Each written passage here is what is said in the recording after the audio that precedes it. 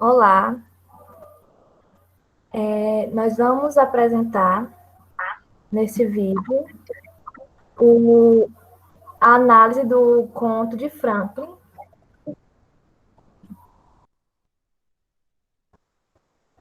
análise do conto de Franklin, e essa disciplina, ela é uma, ela é da disciplina de literatura inglesa poesia, do professor Elielson Mesquita, e as alunas que vão apresentar vai ser a Ângela, Jaciele e Rosilene.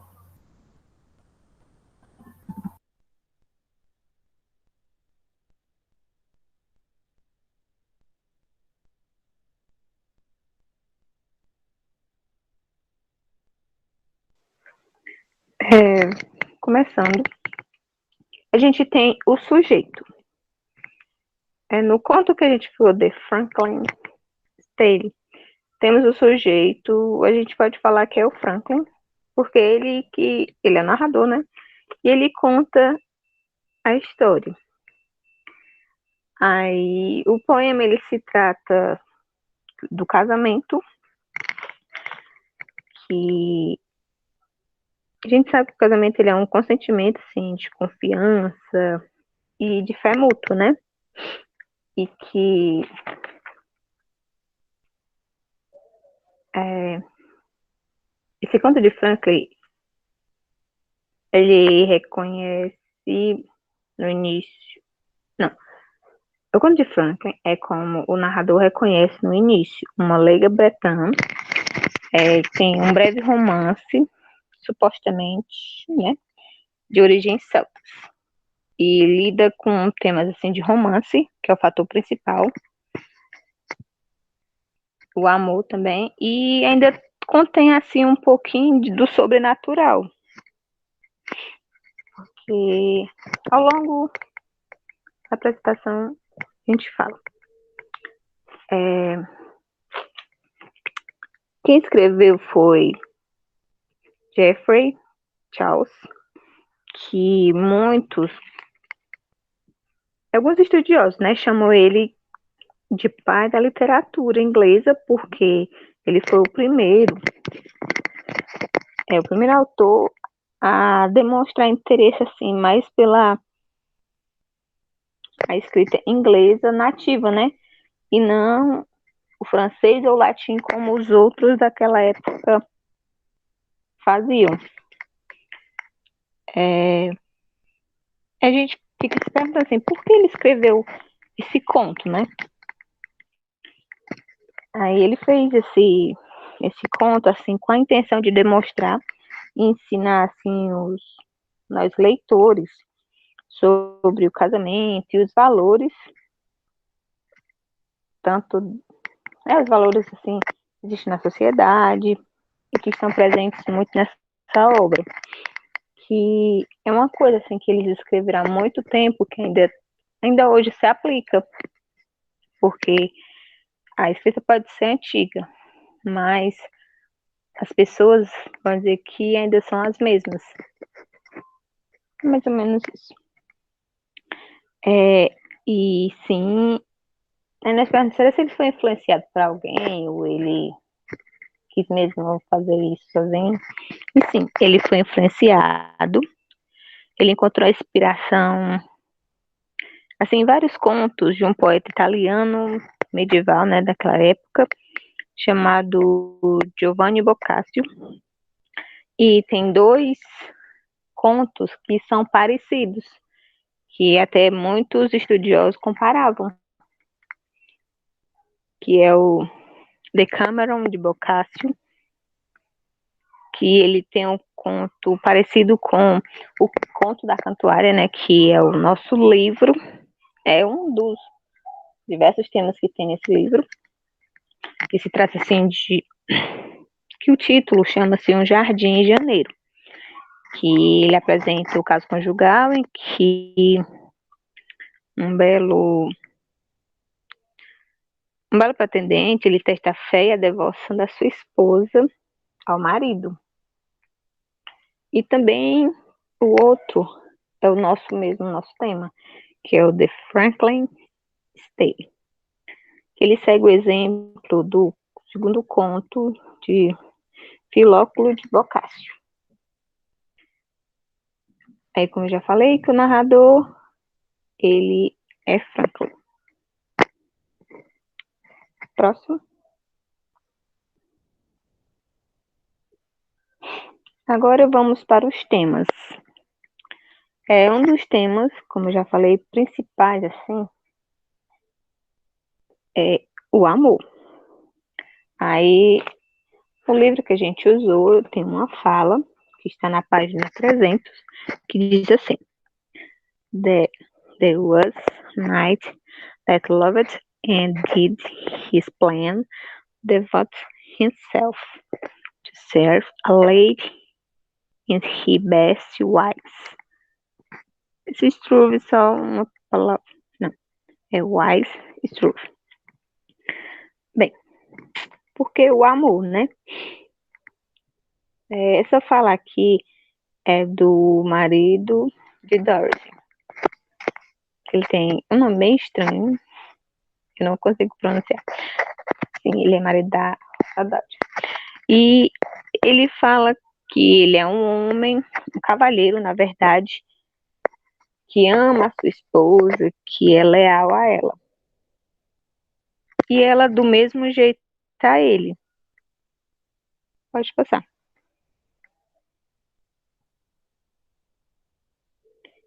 E outro tema também presente, casamento.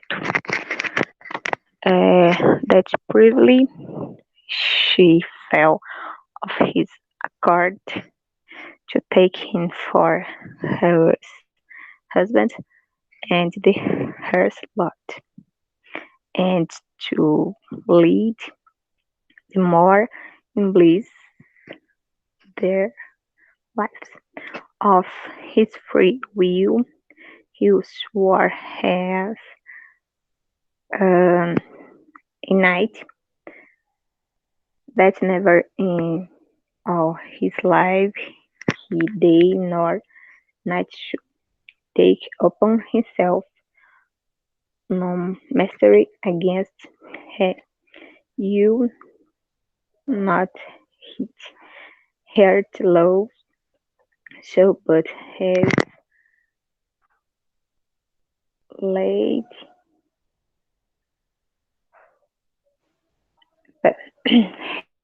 her obey and for you in all as and lovers to his late shall. Bem, temos aqui o tema do casamento, que, como eu falei, né, que ela é casada com sei lá, a pronúncia do nome dele é estranho. Mas ela fala aqui que ela ela também ama ele e tudo, que ela vai ser fiel a ele, que não vai ter ciúme dele nem nada, e o que ele disser para ela, ela vai aceitar, porque naquele tempo era desse jeito, né?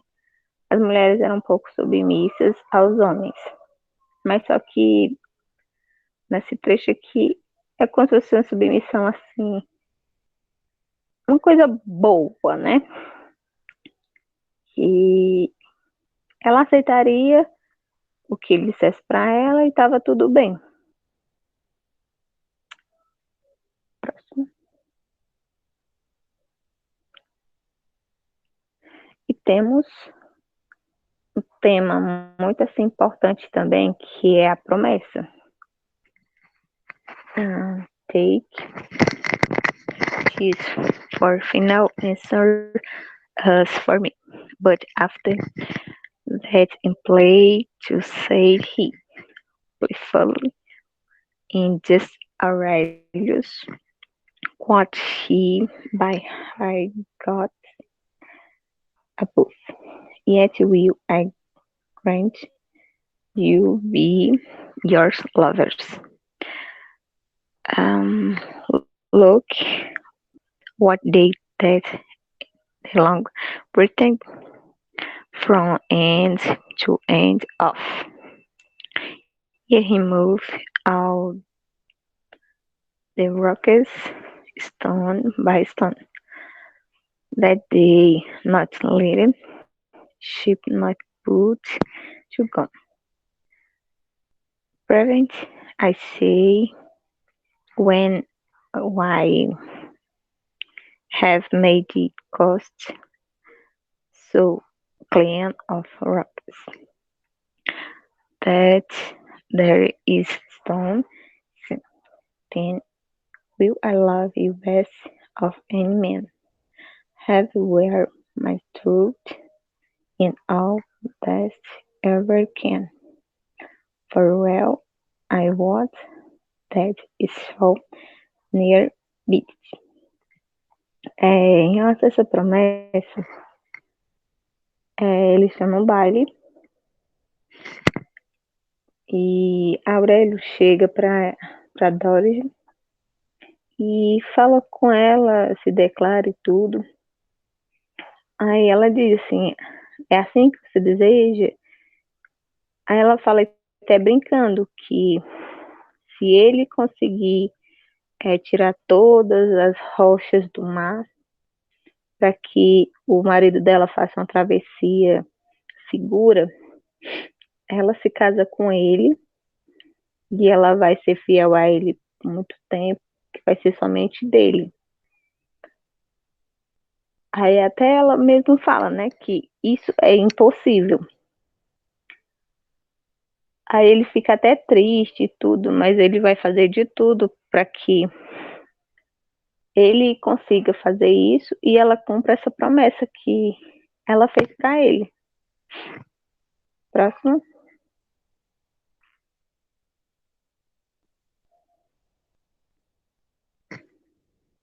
Já temos outro tema que é a honra.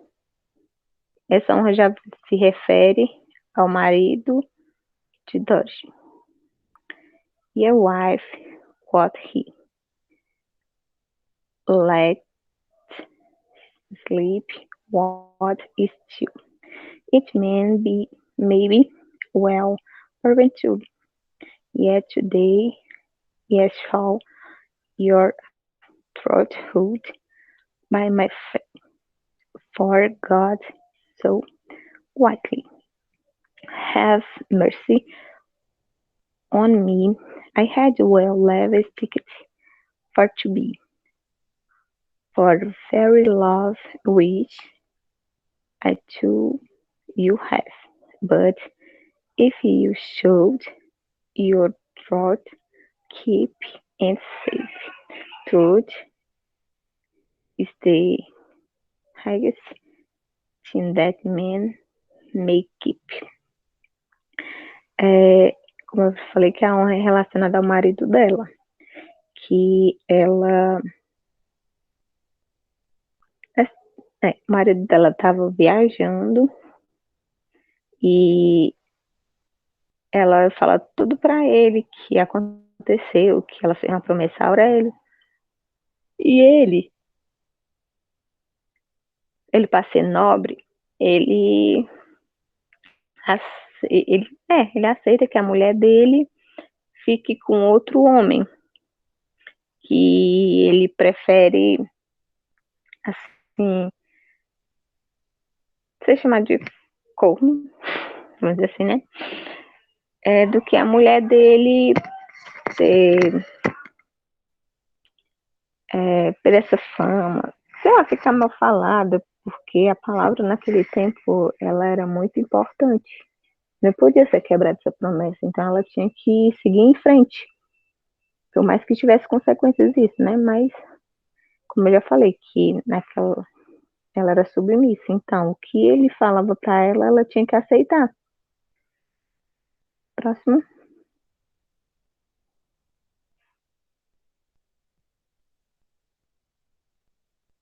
E temos, por final, a generosidade. The philosophy the vai. The philosopher answer, love brother, the average of you did gently to the author to art school, and he is a knight, but God forbid, for his blissful maggot. But if I could do you gently did as well as any of you, it is no dirt. I realized that my talent won't authorize no where crept out for ground, no ever where no hazard no me.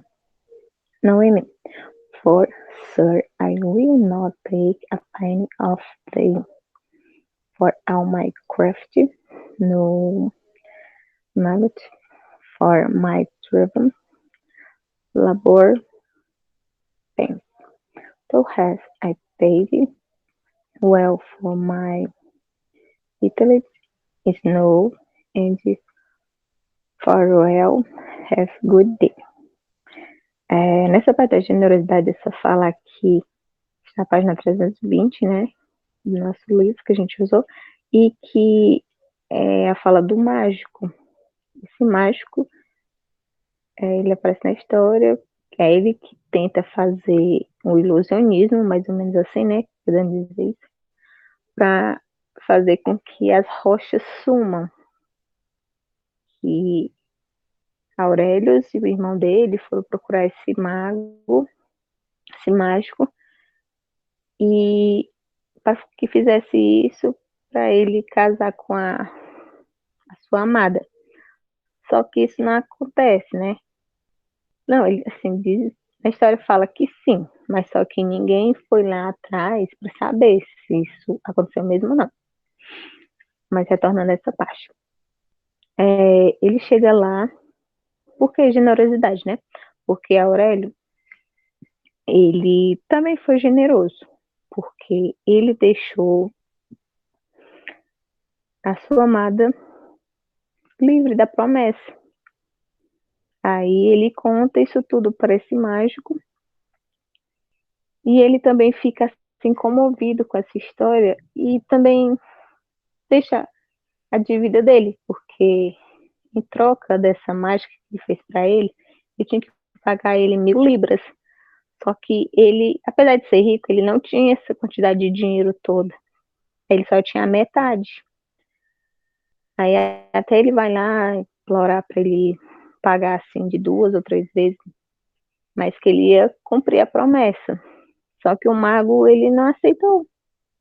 Ele viu que ele foi nobre por ter abrido mão do amor da vida dele, e ele também não poderia fazer essa mesma coisa. Então ele deixou a dívida dele para lá. E pronto.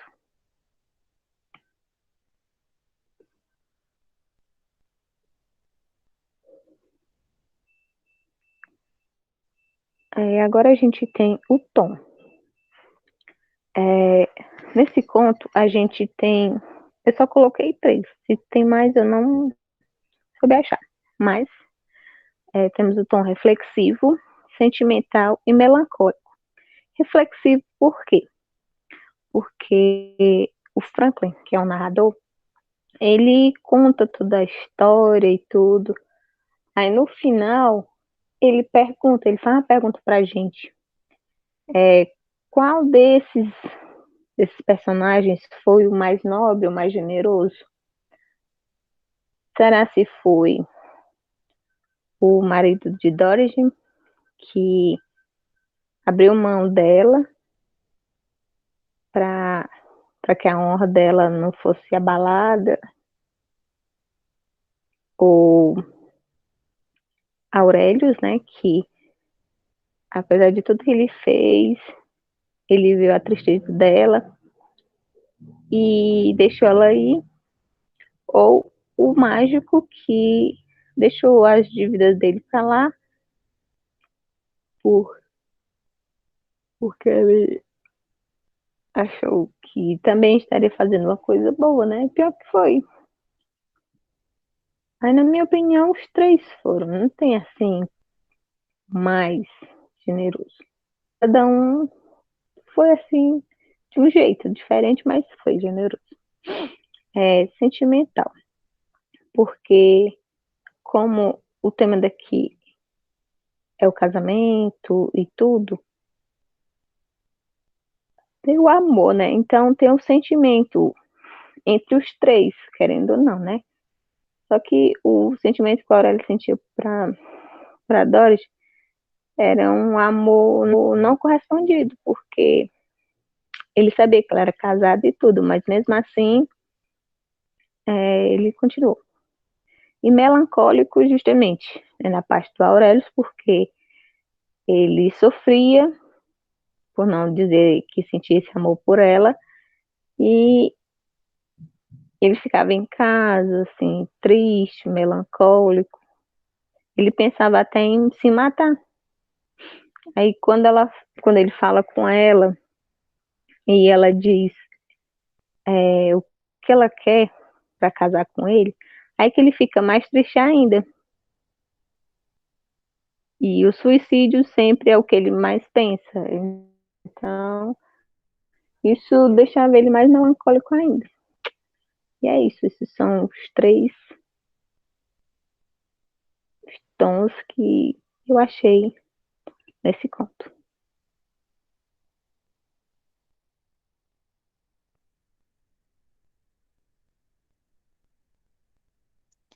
Bom, dando continuidade à apresentação, eu vou falar um pouco sobre a imagem. Dentro da imagem, né, que o conto passa, a gente tem as figuras de linguagem.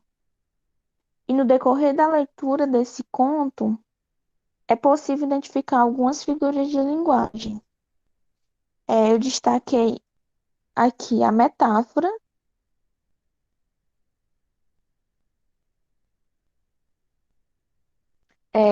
em uma parte, em determinado momento do conto, no início, na verdade, quando há o casamento entre Evereggs e Dorigen, eles, eles fazem um acordo onde tudo vai ser mútuo.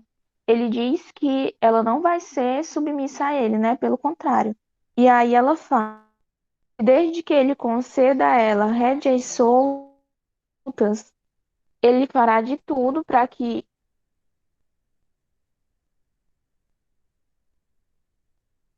ela fará de tudo que não haja briga entre eles. Dorigen fala para o seu marido que desde que ele conceba a ela rédeas soltas, o que é que quer dizer rédeas soltas, né? Liberdade.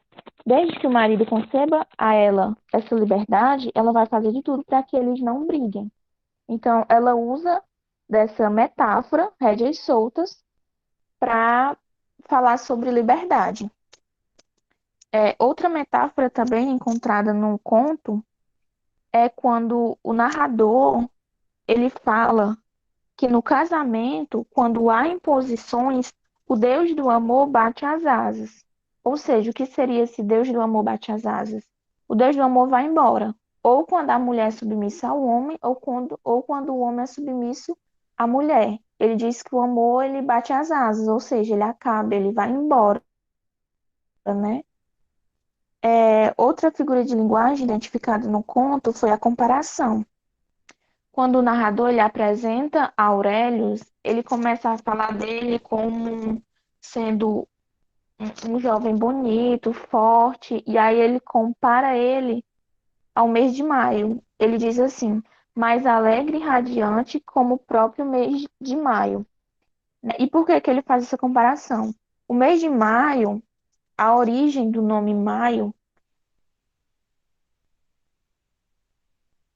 é em honra a duas deusas romanas, identificadas com a primavera e o crescimento de plantas e flores, ou seja, o mês de maio é um mês que representa a alegria. Então, há essa comparação de Aurelius com o mês de maio, né? Por ele ser um jovem alegre. Há também a figura de linguagem personificação. Quando ele fala assim, o narrador fala, os chuviscos já pintaram a folhagem e as flores do jardim. Ou seja, não que literalmente os chuviscos haviam pintado as flores dos jardins. O que ele quis dizer é que havia chovido, né? E o lugar, por ter chovido, tinha ficado mais bonito. Então, ele se refere a esse pintar como chuva.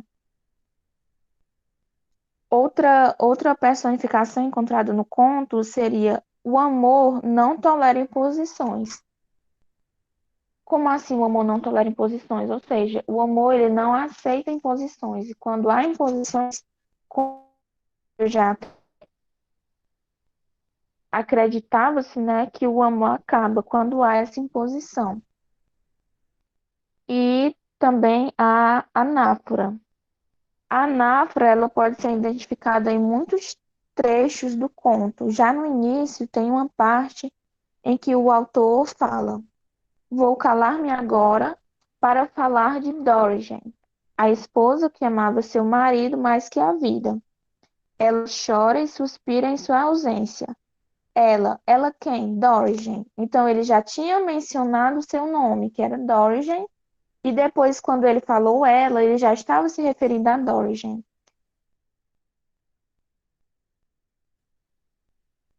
E foram essas as figuras de linguagem identificadas no decorrer da leitura do conto.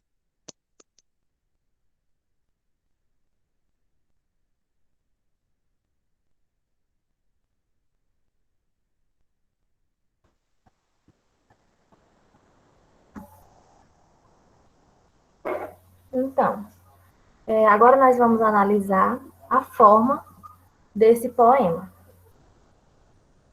O poema ele tem ao todo 19 estrofes e 896 versos. É importante falar que cada verso ele contém 10 sílabas poéticas, sendo que são 5 fortes e 5 fracas, de maneira alternada. E isso se chama de petâmetro iâmbico, né? Que é justamente essa formação do verso, que nós vamos ver um pouco mais a seguir. Nesse poema também nós encontramos o ritmo e também a pontuações. A rima também está presente na forma desse poema, e nós também vamos ver como ela é formada nesse próximo slide.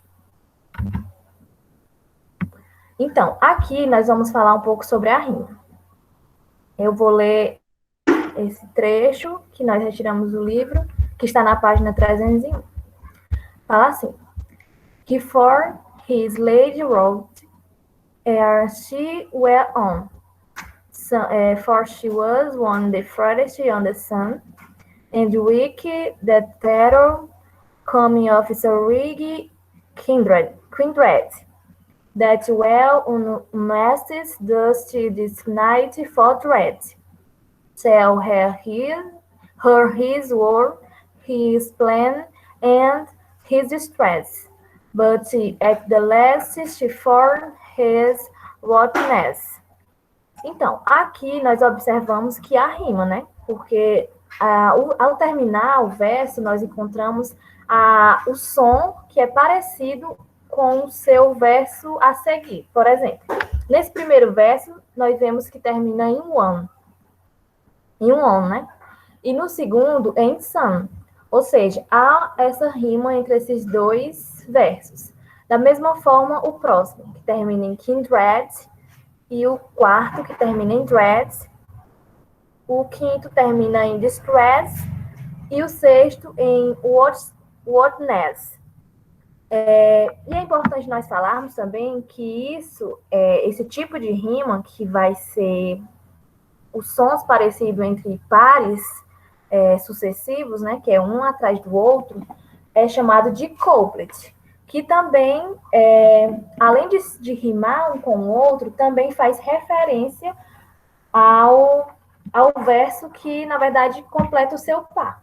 Por exemplo, nesse primeiro verso, ele fala assim: ele forjou por sua dama antes que ela fosse conquistada. Aí o segundo: pois ela era uma das mais belas sob o sol.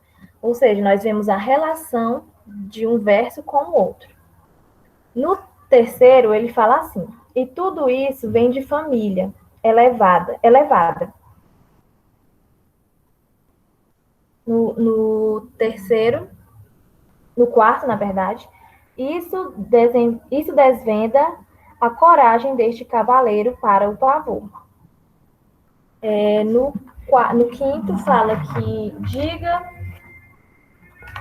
diga a ela sua angústia, sua dor, e no último, mas no final, ela dará valor. Então, nós vemos que cada um do verso, ele vai relacionar com o seu próximo verso. Aí nós temos também esse outro exemplo também de rimas, que fala assim: What was the cause? Tell me if thou can. Aurelius his tale anon began, and told him all as ye have heard before. I needed not to you rehearse it more. He said, a viragus of gentleness had lived die in sorrow and distress. Aqui também nós vemos que o can rima com began, que o before rima com more e o gentleness rima com distress. Nós vemos que a formação da rima aí é AA, BB, CC, assim como a anterior. Porque, como eu falei, esse couplet, que é justamente essa rima entre pares sucessivos e que também tem relação com o outro, assim como no anterior. E é importante também falar que, ao decorrer de todo o poema, essas rimas vão se repetindo, essa formação de rima, que é uma rimando com a outra, fazendo pares. Não é em todos os versos que há essas rimas, mas a maioria delas tem.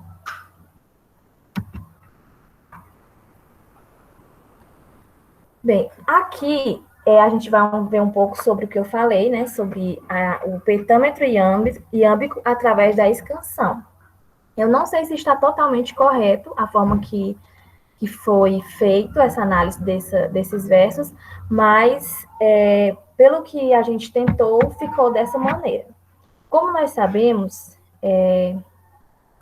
o petâmetro iâmbico, como eu falei, eram 10 sílabas ao todo no verso, sendo uma forte e uma fraca, sempre assim, até completar as 10 sílabas. Então, eu peguei esses versos aqui e fiz essa escansão, que fala assim: For one thing, say safely there I say. Então, nós vemos que começa com a fraca, aí forte, fraca, forte, fraca, forte, fraca, forte, fraca, forte. Termina sempre nas sílabas fortes. Como no próximo que fala, that friends either each other must obey, if they will long hold in company. Todas essas vão seguir exatamente a mesma maneira. Sempre começando com uma sílaba fraca e terminando com uma sílaba forte. Sempre vai fazer essa mesma forma de contagem. Outro exemplo também que eu peguei foi esse que fala: To here or there for to respite me.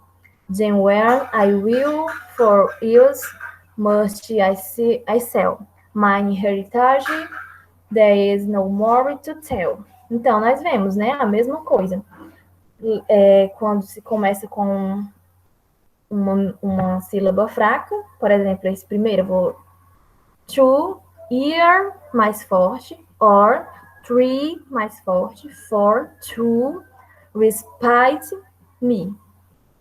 E o próximo, then where, I will, for else, must, I sell. É lógico que na hora que nós formos ler o poema, nós não vamos ler dessa forma, né? Digamos, devagar. Mas nós, na hora da escansão, a gente sempre sabe que vai ser assim. Mine, mais fraco. He, mais forte. Retage, fraco e forte. There, fraca. Is, forte. No, fraca. More, forte. To, fraca. E termina coma forte, tell. Então, eu também não sei se realmente está correta essa forma que a gente fez a canção, mas foi mais ou menos assim que a gente fez essa contagem.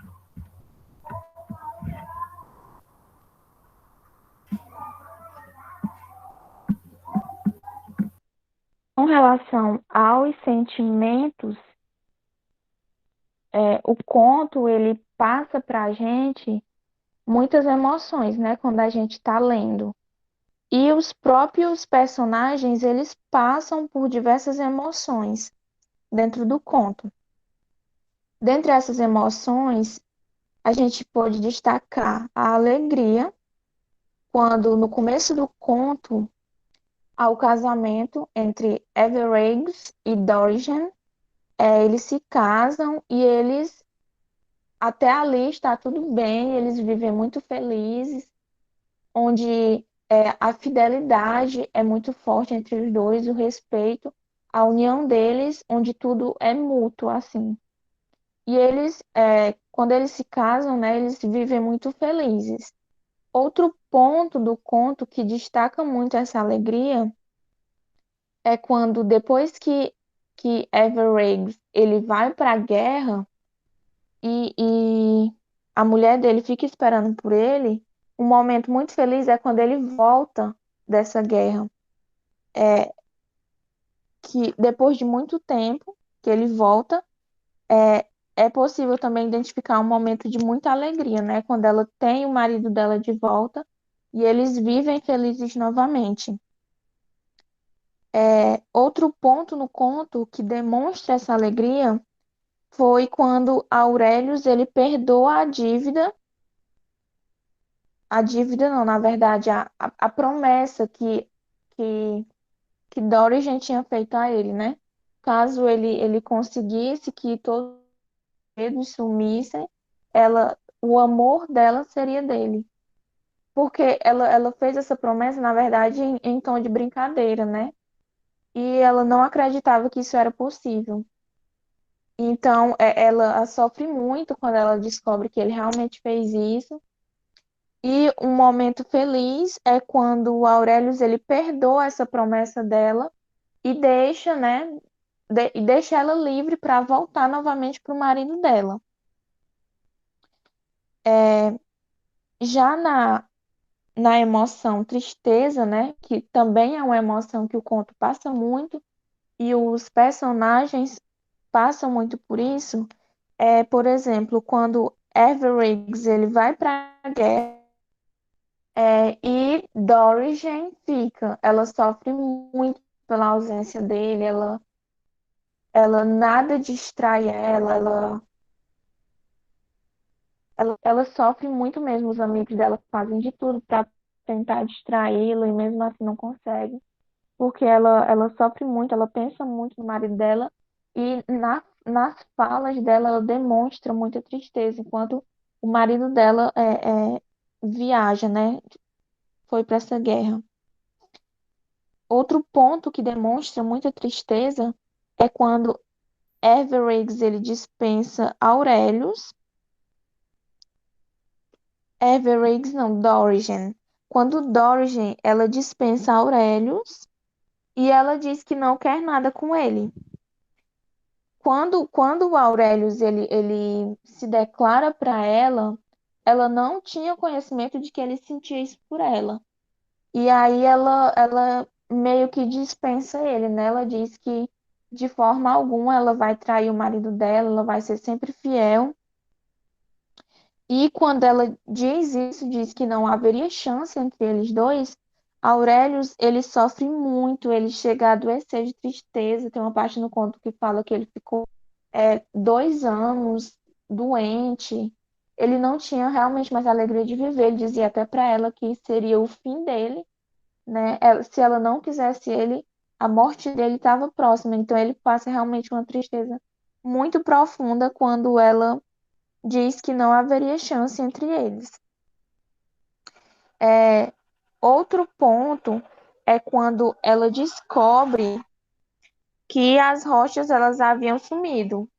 Na verdade, no conto, como a Ângela disse, no conto não fala se ela realmente foi comprovar, né, que as rochas tinham sumido.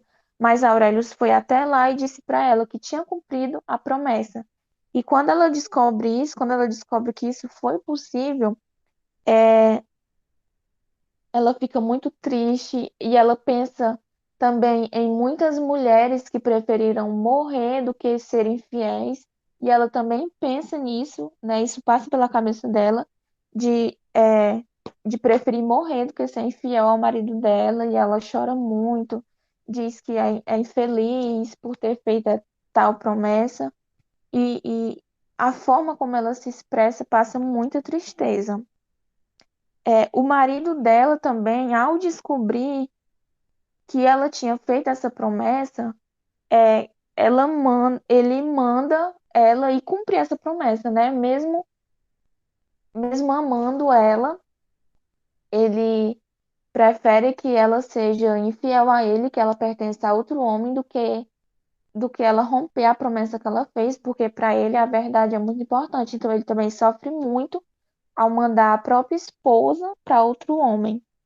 Então, essa questão da tristeza é muito colocada dentro do conto. Outra emoção que também foi possível identificar no conto foi a ansiedade. Quando eles descobrem, quando o irmão de Aurelius, ele lembra de um colega que havia estudado com ele e que conhecia, né, as leis da mágica do ilusionismo, e eles vão à procura desse mágico. E aí Aurelius ele fica muito ansioso, esperando que isso aconteça, que ele consiga fazer com que as rochas sumam. Ele fica muito ansioso, esperando o momento certo de contar para Dorigen que ele havia cumprido a promessa e fica muito ansioso em poder conquistá-la, né, de certa forma, porque ele acreditou realmente que ela iria cumprir a promessa. Então, há essa ansiedade de ter a mulher que ele ama. É, Outra emoção passada no conto é a empatia. A empatia é percebida quando Aurelius, quando ele vê o sofrimento da mulher, porque ela foi cumprir a promessa, né? Mas ela não estava feliz ao cumprir essa promessa. Então ele, de certa forma, ele se coloca no lugar dela, se coloca no lugar do marido dela, né? Que preferiu mandar a esposa do que fazer com que ela deixe de cumprir essa promessa. Então ele se coloca no lugar dela, ele percebe a tristeza dela e mesmo ele amando ela, ele perdoa ela de toda promessa. Ele desfaz a promessa, diz que ela não deve mais nada para ele e deixa que ela volte para o marido dela. Então tem essa questão da empatia também dentro do conto. Outra Outra questão que demonstra empatia é quando o mágico ele perdoa a dívida de Aurelius, né?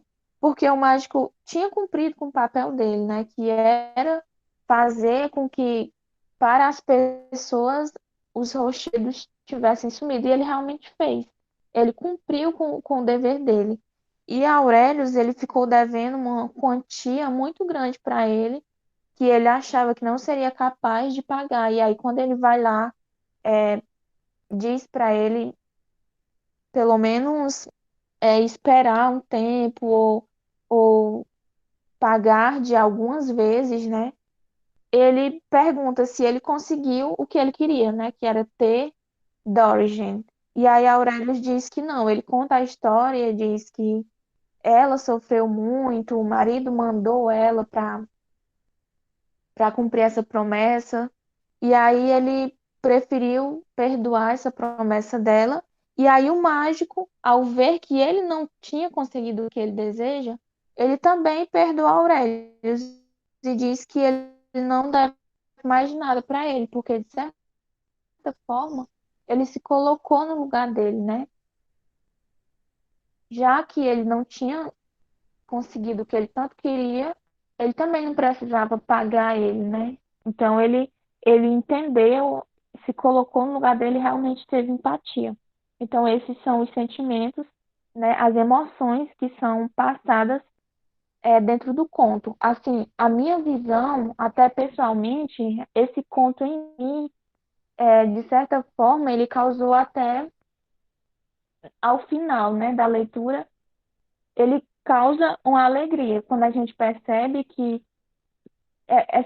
é bonito de se ver a fidelidade entre eles, entre Dorigen e Everegos. Eles, eles como casal, né, a gente pode até levando para os dias atuais, que é tão difícil ocorrer isso, e a gente lê isso e vê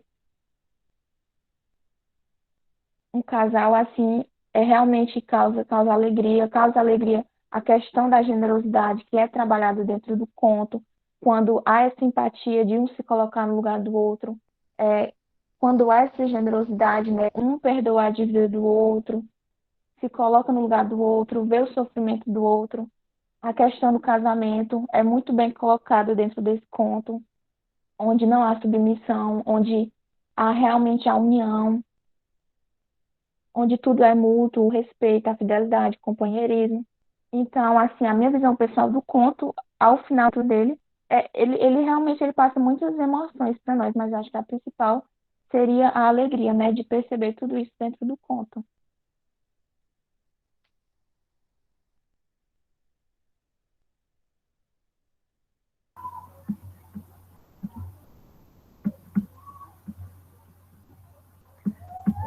Agora nós vamos ver um pouco sobre a construção dos personagens desse poema. Vou falar um pouco sobre o narrador, que é Franklin. Então, Franklin, ele é um homem velho, um dos peregrinos, né, do conto todo. E esse senhor, ele é um proprietário de terras. É importante falar também que esse nome, Franklin, na Idade Média, tinha um significado, né? Ele nomeava homens livres, ou seja, eram homens livres que não faziam parte nem da nobreza, mas também não eram servos. Mas justamente esse é o significado de Franklin, né? Proprietário de terras. Então, no prólogo, fala bastante sobre esse homem, sobre esse Franklin. Fala que ele é um homem inculto e simples. Ele mesmo se reconhece, na verdade, que ele é um homem inculto e simples. E é demonstrado que, para ele, a verdadeira felicidade está nos prazeres não mundanos, né? Não nos prazeres mundanos, mas em relação a questões morais. E isso é muito importante para nós entendermos o conto, porque a narrativa, né, como já foi falado, demonstra justamente o que Franklin acredita. Pois Franklin, ele é um homem honrado, é um homem generoso e também é um homem livre. No prólogo fala que ele dava muitos jantares, muitos almoços para os seus convidados, quando iam visitar a sua casa. Ou seja, a gente vê aqui a generosidade, né? E o quanto ele era um homem honrado também. E como foi falado aqui, que o conto fala sobre a liberdade dentro do casamento, também, como eu falei, também representa o que Franklin é, porque diz que Franklin era um homem livre. Então, a gente vê que toda essa narrativa, toda a história do conto, ela vai representar, ela vai demonstrar para nós, os leitores, o que Franklin era, ou na verdade, o que Franklin acreditava sobre a vida. Aí eu vou falar também um pouco sobre o personagem Everugos, né, que era o marido de Dorigen, que era um homem apaixonado, que fazia de tudo para servir a sua amada. E o seu papel no conto também ele é muito importante, pois além dele demonstrar que jamais irá impor à sua esposa o que ela não queira fazer, no final do conto ele também demonstra que a sua honra e a sua generosidade, porque ele desiste dos seus direitos de esposo, como já foi falado, e permite que Dorigen cumpra a promessa que ela fez. Então, a construção desse personagem vai refletir justamente a generosidade, a honra e a liberdade, né? O amor no casamento. É a personagem da Origem, que é a esposa, né, de Avera Goose, que o conto demonstra também, fala que ela é fiel, que ela ama o seu esposo, e ela também vai mostrar a sua generosidade e a sua honra. Porque quando ela sabe, né, que vai ter que cumprir a promessa que ela fez para o Aurélio, ela fica desesperada, ela fica muito triste e ela prefere a morte do que viver marcada pela infâmia ou falsidade. Ou seja, ela preferia morrer do que não cumprir aquela palavra que ela tinha dado, porque aí ela se tornaria uma pessoa falsa, uma pessoa que teria mentido. Então, ela prefere ser honrada, ou seja, ela demonstra a honra dela dentro dessa história. E também ela nos demonstra que em um casamento sempre é importante falar a verdade, né? Porque ela conta ao marido sobre a sua promessa e isso faz com que o marido dela permita que ela, ou seja, ele dê o consentimento dela pagar a sua promessa. Então, ela também é muito importante para essa construção desse personagem honrado, desse personagem livre. Temos também um personagem Aurelius, que é um rapaz, diz que é um rapaz bonito, atraente, e que de tanto amar a Dorigem, ele se submete ao encantamento, né? Quando ele vai arrumar uma maneira de fazer aquelas pedras desaparecerem. Mas ele também demonstra, apesar de ser um amor proibido, né, por conta dela ser uma mulher casada, ele demonstra também a sua generosidade ao final do conto, porque ao ver que da origem sofria tanto em cumprir essa promessa, e com certeza o marido dela também, né, deveria estar sofrendo, ele tem a generosidade de deixá-la livre da promessa. E demonstra honra ao contar ao mágico a verdade. E mesmo assim, mesmo o seu desejo de Aurélio não ter sido cumprido, né, dele não ter conseguido o amor de origem, mesmo assim ele vai até o mágico e diz para ele que vai pagar a ele, mesmo que seja aos poucos, nem que seja um pouco a cada ano, mas ele tem essa honra de dizer que ele vai pagar. Então, nós vemos aqui esses valores, né, de honra, de generosidade nesse personagem. E por fim, nós temos aqui o mágico, que era acostumado a fazer magias, ele também demonstra a generosidade e não cobrar a dívida, pois ele decide perdoar Aurelius, como já foi falado. Então, todos esses personagens, eles são muito importantes nessa história, nesse conto, porque todos agem de forma que demonstram, né, a generosidade e a honra, a liberdade, o amor no casamento, e eles colocam tudo isso acima dos seus desejos e das suas vontades. Então, a gente vê aqui que realmente cada um tem uma característica, cada um tem um papel importante nessa construção desse conto, que, que é tão importante para nós podermos compreender, para nós possamos saber e entender qual foi a mensagem daquele conto que ele quis nos passar.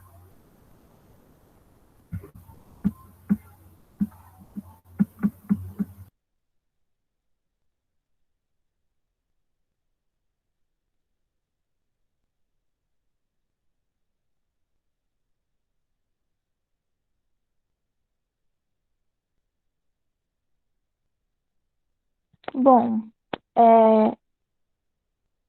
o conto de Frankenstein, ele há relações com outros contos, né?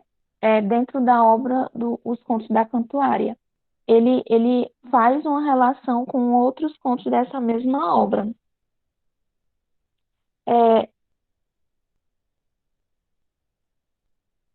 The Frankenstein conhecido como grupo de casamento, que é um conjunto que possui 7 contos que falam, que abordam a temática do casamento.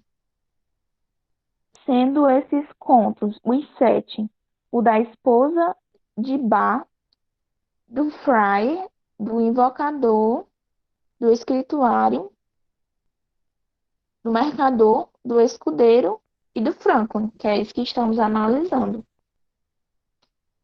Esses contos que fazem parte do grupo de contos do casamento, eles abordam questões relacionadas sobre o papel da mulher e do sexo.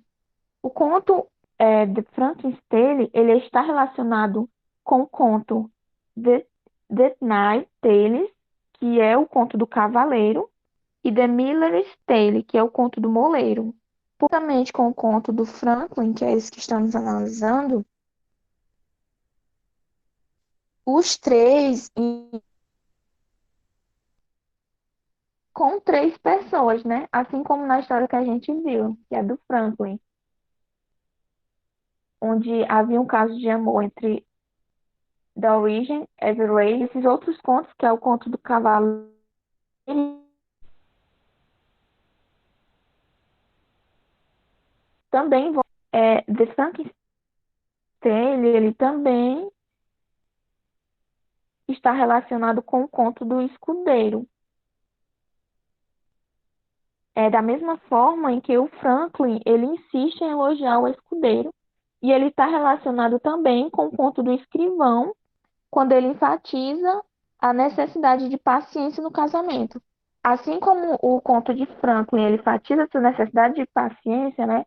Paciência por quê? Porque Dorigen, ela teve a paciência de esperar 2 anos o marido fora, né? O marido na guerra, esperou ele com fidelidade, teve muita paciência. Então, o conto também foca nisso, assim como o conto do escudeiro. Do escudeiro não, desculpa, do escrivão. Eles têm essa relação de paciência. O Franklin, ele está relacionado também com o conto da esposa de Bach, onde, onde a esposa defende, o conto da esposa de Bach, ela defende que o homem deve ser submisso à sua esposa. Ela defende várias coisas nesse conto. Ela diz também que a mulher também tem direito de ter mais de um homem, é, questões de sexualidade, ela defende várias coisas. Ela defende que o homem deve ser submisso à mulher. E de Frankenstein, fazendo essa relação com esse conto da esposa de Bach, ele fala que nenhum deve ser submisso ao outro, né? Tudo deve ser mútuo. O amor, o respeito, ele deve ser mútuo. E assim como a paciência, que eu também já falei, do conto do escrivão, essa paciência, ela também é colocada, ela também é sugerida dentro do conto do escrituário. O conto de forma, ele encerra um conjunto de contos dentro da obra que abordam essa temática de casamento, a relação entre homem e mulher. E o casamento dentro do conto de Frankenstein, ele é entendido, como eu já falei antes, como uma união mútua, onde o sentimento é mútuo, esse grupo de 7 contos, eles vêm nos fazer refletir sobre as relações entre homem e mulher dentro do casamento.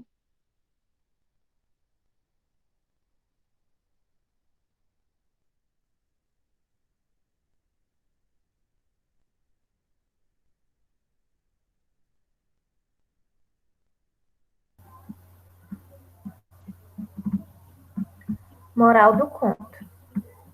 Então, nós vamos falar agora também sobre a moral que esse conto ele nos traz. Apesar dessa obra ela ter o intuito, né, de retratar a sociedade da época em que foi escrita, ela também vai retratar a sociedade atual, porque a mensagem que ela nos passa, ela perpetua de geração a geração, porque são relacionados a questões que fazem parte, né, da humanidade e dos nossos valores. Como a história ela trata-se do amor e do casamento e dos valores morais, nós podemos concluir que a moral, o ensinamento que nos é repassado, é que um casamento ele pode ser feliz se ambos se respeitarem, serem fiéis, ou seja, é o que a Rosane acabou de falar, né? Essa troca, esses valores que devem ser de um para o outro, ou seja, mútuo. Como ela falou, em alguns contos, eles vão representar uma mensagem ou um ponto de vista diferente, né, sobre o casamento. Mas aqui não. Aqui ele vai justamente tratar sobre o casamento feliz, relacionando a troca de valores ali entre o casal. Ou seja, traz esse ensinamento para a gente, que que um casamento pode ser feliz, sim, se houver essa troca de valores. E também ela vai focar sobre esses valores morais, né, que são a honra, a generosidade, que já foi tanto falado também. E ele nos ensina que os valores morais, eles devem sempre estar presentes em nossas decisões. E isso, como eu já tinha falado até anteriormente também, eles devem estar acima das nossas vontades e assim eles vão nos trazer a felicidade. Como nessa frase que eu coloquei aí, que foi: valores morais devem ser praticados e assim alcançaremos a felicidade. Porque nós vemos que no decorrer do conto, mesmo com as vontades, por exemplo, de Aurelius, a vontade do mágico de ter o que eles tanto queriam, eles abriram mão disso e colocaram os valores morais, né, que era a honra e a generosidade, acima das suas vontades. E assim eles alcançaram a felicidade. Da mesma forma, o casal Dorigen e Avergus, que eles também preferiram também colocar os valores morais acima das suas vontades e dessa forma eles também alcançaram a felicidade. Então, é essa moral, essa mensagem que que o conto nos traz, que os valores morais devem ser praticados e dessa forma nós alcançaremos a felicidade, a verdadeira felicidade. Então, é isso. Essa foi a nossa análise desse conto, né, do Frankenstein, que é de George Chaucer. E essas são a nossa referência. E agradecemos a atenção.